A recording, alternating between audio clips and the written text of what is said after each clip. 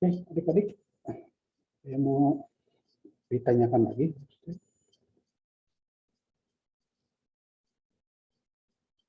Oke, Sama izin Pak, mohon maaf.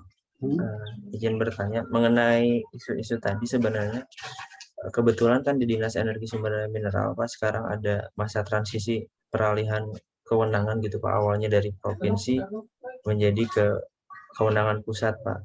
Nah, yang ingin saya tanyakan kan di sini berarti ada isu-isu yang terbentur dengan kewenangan tersebut Pak. Itu seperti apa gitu Pak gambarannya? Terima kasih Pak. Nanti saya jelaskan ya. Saya ulangi dulu dari awal. Oke. Ya, adik-adik kalau bicara isu memang ya harus berkaitan dengan tupoksi kita, begitu ya. Karena apa? Itu yang menjadi landasan tupoksi yang harus kita jadikan tanggung jawab kita, begitu. Dalam proses bimbingan ini tentunya nanti kita akan lalui ya, diskusi dan dialog terkait dengan nanti apa yang akan disusun oleh adik-adik ya, gitu. Saya ulangi sedikit ya dari proses awal gitu. Saya katakan tadi bahwa proses pembimbingan atau pendampingan ini kan kita akan lakukan beberapa kali pertemuan ya. Tentunya tadi saya katakan bahwa tugas coach itu lebih banyak membantu. Bahasa membantu itu artinya ya, secara lebih luas cakupannya ya, kesempatannya itu, ide itu harus dimunculkan oleh adik-adik. Nah, kembali lagi tentunya bagaimana adik-adik bisa menyampaikan ide, gagasan, tentunya narasinya yang harus kuat. Begitu. Ya, narasi yang harus kuat. Gimana cara menemukan narasi yang kuat? Tadi saya katakan di awal, ya, adik-adik harus memiliki pemahaman ya, memperkuat daya bacanya, literasinya terhadap tupoksi, terhadap aturan yang terkait dengan tupoksi adik-adik, kan begitu. Karena tanpa itu semua sulit adik-adik mengembangkan narasi, mengembangkan isu yang ada di sekeliling adik-adik, begitu. Ya, tugas kami lebih tadi pendampingan, ya, lebih banyak membantu, memberikan masukan, ya. Jadi isu itu tentunya harus dimunculkan oleh adik-adik, ya, dengan adik-adik banyak memperdalam ya tadi literasi dan juga jejaring, begitu ya. Tanpa jejaring juga kita sulit ya. Kalau kita hanya mengandalkan literasi ya, buku pedoman ya, tupoksi, tanpa kita memahami jejaring, tadi jejaring kita siapa? User. Siapa usernya ya? Kalau mungkin Aldi ya, atau Yajir, Kaisal, usernya tadi pengusaha tambang, asosiasi ya. Siapa kalau dia ya? Kalau dia di DPMD tentunya mungkin di sini ada Desi ya, gitu, pemerintah desa kan gitu ya. Kalau teman-teman yang lain misalkan yang di sekolah menengah atau di sebagai guru ya, usernya murid, orang tua, komite, kan begitu ya. Nah itu sehingga kembali lagi pada adik-adik diharapkan itu pada saat mengumpulkan isu-isu yang terserap di sekitar kita, ya tentunya adik-adik juga diperkuat tadi dua hal tadi ya, literasi yang kuat ya, juga jejaring yang luas sehingga kita dapat membuat suatu hipotesis ya, yang komprehensif, bukan hanya dari sudut pandang kita saja sebagai peserta ya, bukan hanya dari sudut pandang aja pimpinan ya selaku mentor misalkan atau rekan kerja, tapi juga dari sudut pandang tadi jejaring ya, user bisa yang internal, bisa eksternal, bisa user langsung maupun tidak langsung. Bahasa lainnya adalah stakeholder ya, stakeholder internal, eksternal. Kalau bahasa dalam kepemimpinan itu terbagi nanti stakeholder itu jadi beberapa stakeholder yang tentunya kembali lagi, bisa jadi stakeholder ini tidak mendukung dengan apa yang kita buat. Jadi dia punya pertimbangan, gitu loh. Nah ini akan lebih komprehensif lagi, gitu. Karena apa? Kembali lagi, ide yang Anda buat oleh adik-adik itu kan tentunya ide untuk memecahkan solusi, tapi belum tentu dilihat dari sudut pandang stakeholder lain. Pak, itu bukan solusi, Pak, itu malah menghambat kami, misalkan seperti itu. Bahkan ya tadi saya katakan mungkin terjadi pro dan kontra dalam penyusunan ide yang kita buat. Ya, sederhana aja, saya katakan tadi, tidak setiap kebijakan pemerintah itu didukung 100%. Ya, bisa saja legislatifnya tidak mendukung, LSM-nya menolak. Ya, itu sederhana, PPKM darurat. Kan kalau adik-adik dengar di TV One, asosiasi retail mall itu kan menolak. Ya, gitu. Asosiasi tempat hiburan menolak. Begitu. Dengan ditutup total seperti itu. Ya, kembali lagi, apalagi mohon maaf, itu setingkat pemerintah yang sudah dengan kajian ilmiah, sudah dengan kajian yang komprehensif, apalagi yang dibuat oleh kita pribadi. Ya, katakanlah rancangan aktualisasi itu kan pribadi, oleh adik-adik ya, tanpa ada kajian ilmiah, ya, tanpa ada pendekatan yang komprehensif, bisa jadi ada unsur penolakan. Penolakan itu bukan arti menolak utuh, tapi mungkin ini loh Pak, kalau menurut saya seperti ini alternatif, gitu. Jadi ada penyeimbang. Kenapa?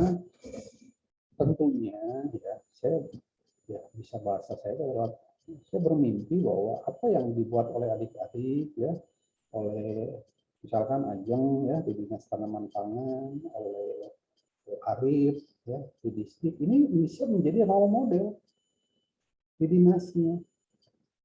Kalau misalkan Arif membuat rancangan aktualisasi dan itu dapat diterapkan dengan baik di SMA 1 Sukadana, mudah-mudahan ini menjadi role model di SMA lainnya di Garut. Bisa jadi ini menjadi role model di semua SMA di Jawa Barat. Nah, menutup kemungkinan kalau ini emang sangat aplikatif, ya, ini bisa jadi role model di Indonesia. Begitu. Ya, kalau adik-adik mungkin kemarin sudah diberikan materi sebelumnya tentang manajemen talenta, ya, manajemen talenta itu kan dimulai sejak CPNS. Bagaimana pemerintah daerah itu memetakan ya, para PNS yang memiliki kapasitas lebih, memiliki kompetensi lebih, yang dipersiapkan untuk menjadi seorang pemimpin masa depan. Gitu. Saya berharap rancangan aktualisasi atau laporan aktualisasi nanti ya yang dibuat oleh adik-adik semua betul-betul menjadi harapan begitu. Bukan hanya ya tulisan di atas kertas 20-30 lembar hanya untuk syarat mendapatkan SK PNS, tapi lebih dari itu. Ya. Dan Pak Sekda sangat berharap, ya, berharap besar terhadap para CPNS yang ada saat ini betul-betul menjadi seorang yang menjadi calon pemimpin masa depan di birokrasi Jawa Barat.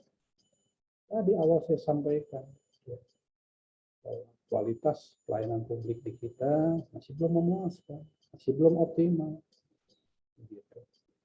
Nah, tentunya, ya, adik-adik usia rata-rata mungkin kan di bawah 30 mungkin saat ini. Siapa yang sudah di atas 30? Santi udah di atas 30? Belum kan? Siapa? Saya nggak lihat nih. Faisal. Berapa Faisal usianya sekarang? 26. 26. Apa? Arif?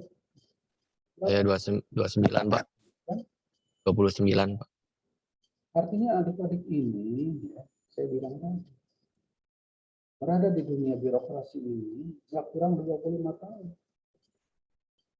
Gitu. Selama 25 tahun itu ya adik-adik nanti akan bersentuhan ya, dengan agenda 1, agenda 2, agenda 3.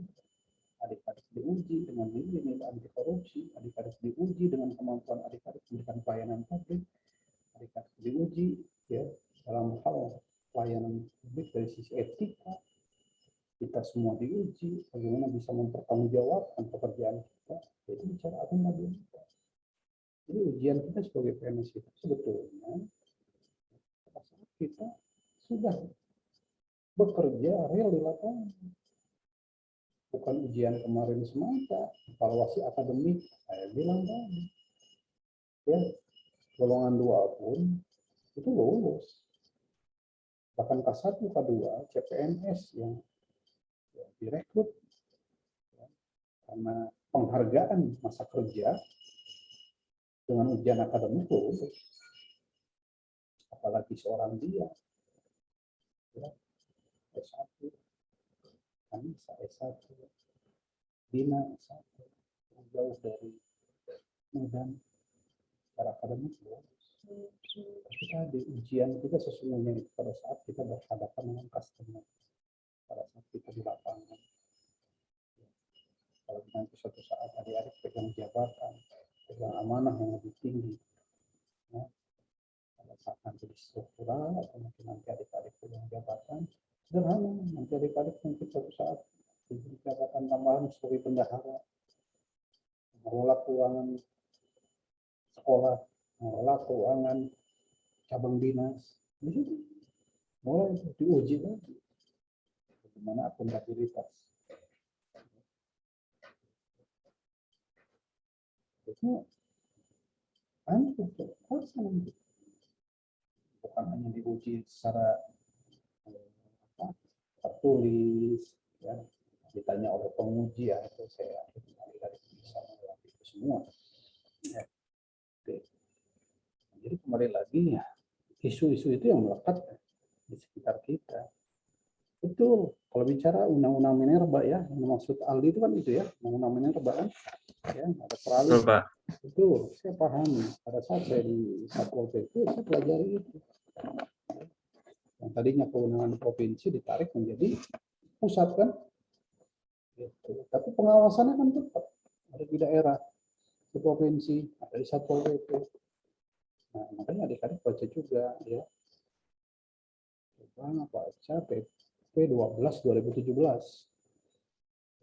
Peran pemerintah provinsi. Ingat PP 12 2017 itu mengamanatkan bahwa provinsi itu adalah wakil pemerintah pusat. Ya, yang memiliki kewenangan untuk melakukan pembinaan dan pengawasan kepada kabupaten kota. Gitu. Ini juga perlu digali lagi. Nah, itu bisa bilang literasi kita. Kita mau belajar, baca lagi aturan-aturan. Kalau kita bicara aturan cipta kerja, siapa yang sudah hatam baca undang-undang cipta kerja? Berapa halaman itu undang-undangnya? Saya dengar halamannya itu udah hatam.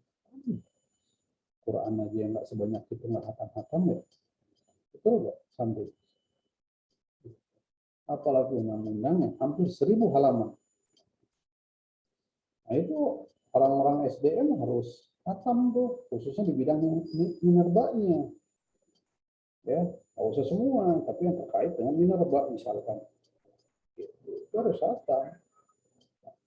Ya, kalau harus teman-teman baca undang-undang Sistiknas saja dulu. Ya, gitu. Dikaitkan nanti dengan ya, peraturan gubernur, kaitan dengan pendidikan. Ya. Kembali lagi ya, memang itu bagaimana kita bisa memberikan pelayanan publik, kuasai dulu apa sih tupoksi kita. Jangan sampai kita memberikan pelayanan yang tidak sesuai tupoksi kan gitu ya, Arif ya. Aldi juga. Apalagi tadi ada peralihan dari kewenangan provinsi ke pusat. Padahal dampaknya di kabupaten kota. Kalau sudah terjadi konflik di kabupaten kota, memang sederhana. Apakah orang pusatnya mau turun? Begitu. Ya, ya itu ya. kembali lagi peran kita laksana kebijakan publik. Kalau sudah diatur dalam peraturan peraturan perundangan ya udah kita patsun saja. Walaupun tadi saya katakan, gitu. Kenapa harus ditarik ke pusat? Apakah kalau sudah ada masalah, masih ingat siapa ini yang di Cianjur? SPN-nya? Saya Pak. Saya Pak. Demo masyarakat daerah Jampang, masalah penggalian. Yang di Jampang kayaknya belum masuk Pak. Kemarin terakhir kasusnya waktu ada kecelakaan di Cimangkok. Oh, kalau Cimangkok ambil setiap saat itu. Ya. Untuk Sekarang ya. Iya benar Pak. Oke, saya coba lanjut lagi ya, paparan tersebut. Nanti kita selesaikan, nanti kita diskusi.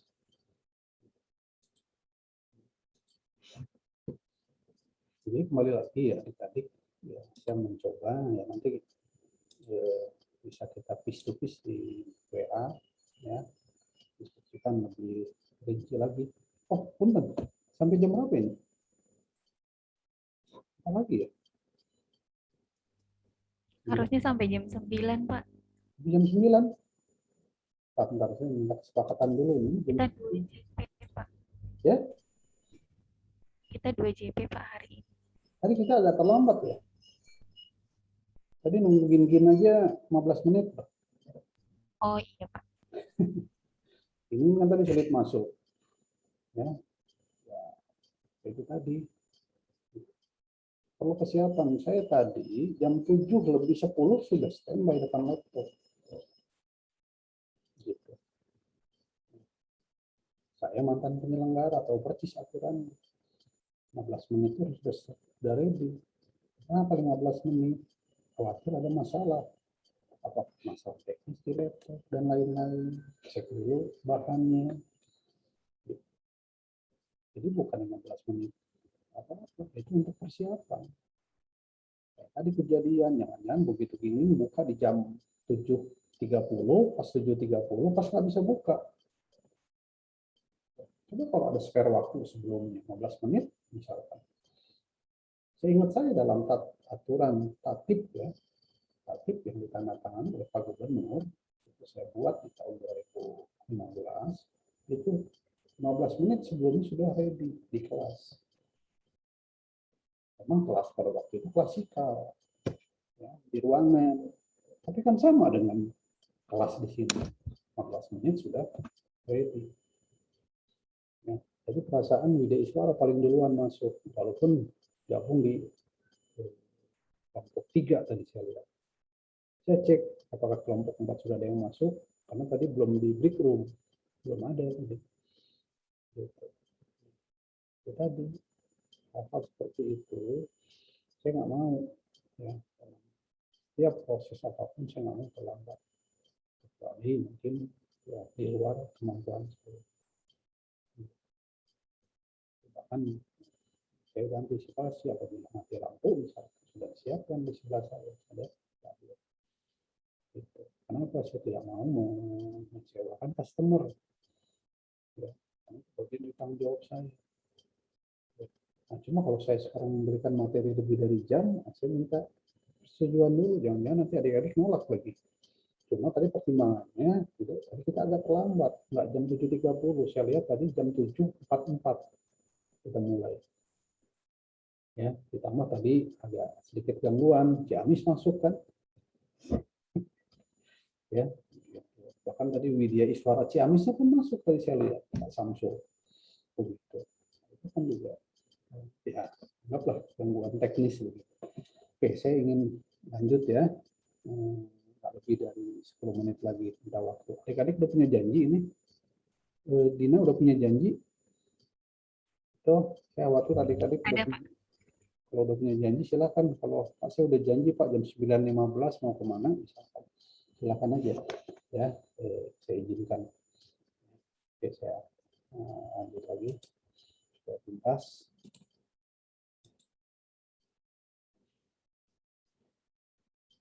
Nah ini adik-adik sampaikan ya ke adik-adik semua. Penyusunan rancangan aktualisasi. Penyusunan rancangan aktualisasi kembali lagi saya minta adik-adik ya inisiatif, walaupun nggak diawasi ya, berbeda pada saat penyusunan rancangan aktualisasinya di kampus terlihat ya oleh Widya Iswara penyelenggara gitu. Nah ini kan adik-adik lakukan semua jarak jauh ya. Saya minta adik-adik konsen tetap ya, penyusunan rancangan silakan di rumah atau di kantor ya, sesuai dengan kondisi. Nah, setelah penyusunan rancangan aktualisasi ini dimulai tadi ya, melakukan isu, dan lain-lain. Nanti kita lakukan paling tidak 2 kali lah ya sebelum nanti lakukan seminar rancangan. Begitu. Itu minimal. Maksimalnya nanti kita lakukan di ya. Nah, kemudian nanti ya ada seminar rancangan aktualisasi. Nah, saya harapkan jadwalnya adik-adik sudah disampaikan ke mentor. Ya, jangan sampai nanti mentor terlambat. Ini ada berapa kali kemarin ya, mentor terlambat datang. Bahkan ada mentor bukan lagi terlambat tapi dia hadir pada saat seminarnya sudah selesai dengan alasan ada kegiatan lain. Nah, jadi adik-adik tolong ya diingatkan tanggal untuk evaluasi, bahkan jamnya kapannya itu harus adik-adik sampaikan dari sedini mungkin. Nah, setelah evaluasi biasanya di rancangan ini mungkin nanti ada perbaikan-perbaikan ya, segera lakukan perbaikan, dan perbaikan ini nanti disetorkan ke coach dan ke penguji ya, tentunya setelah disetujui oleh mentor, tanda tangan oleh mentor, penguji maupun coach. Nah ini ya aktualisasi selama 30 hari pastikan ya, karena di sini nanti mungkin adik-adik juga sudah berhimpitan dengan tugas di kantor, tidak menutup kemungkinan mentor juga ada memberikan tugas kepada kita. Nah, makanya pastikan pada saat aktualisasi ini ya adik-adik ketat dalam menjalankan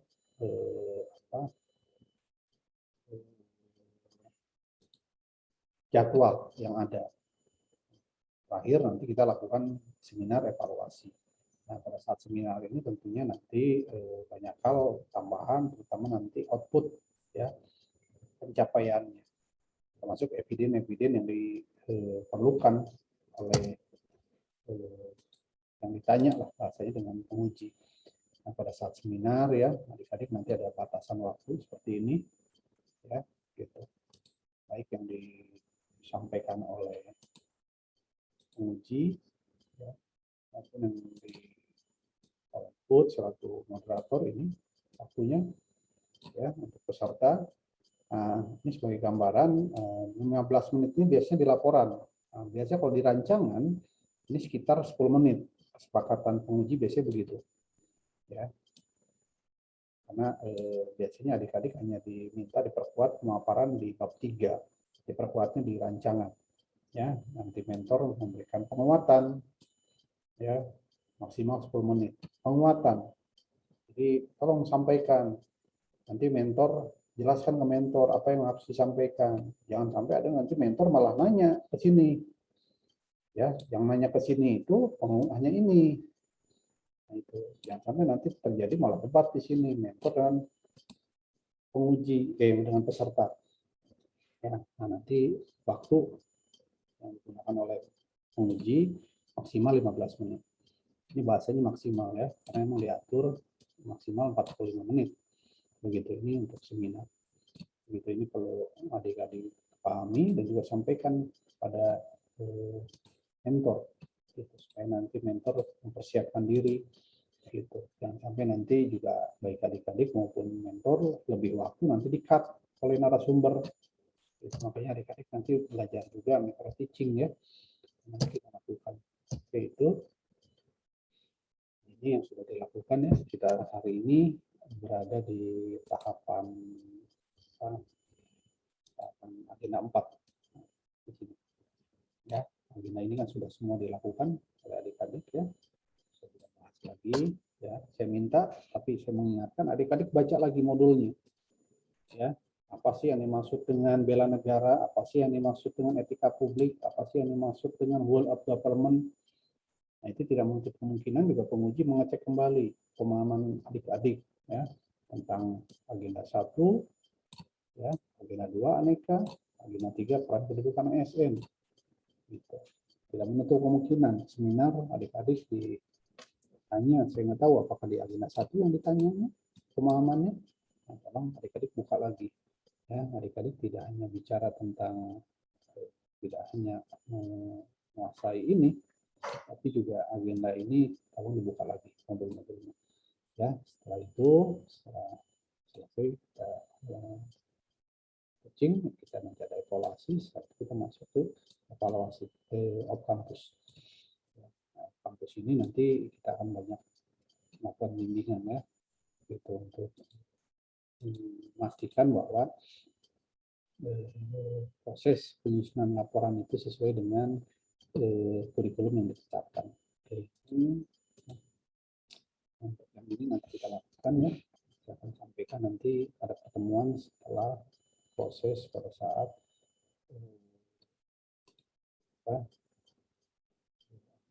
aktualisasi nanti disampaikan selanjutnya. Baik, itu mungkin adik-adik di pertemuan pagi hari ini ya. Mudah-mudahan